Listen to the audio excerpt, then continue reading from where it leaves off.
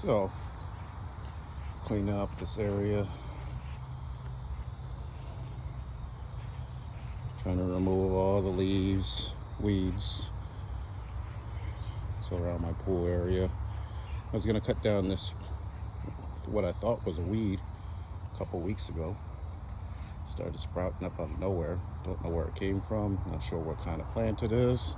But I said, you know what? Let me hold off on cutting that all, cutting it down, because it might end up being a nice place. I mean, nice plant. I bought this place 2 years ago.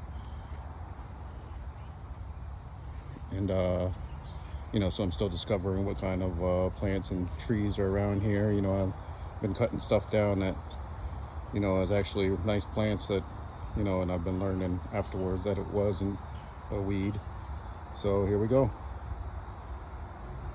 So you clear around the area, get all the weeds out. There was way more a little while ago.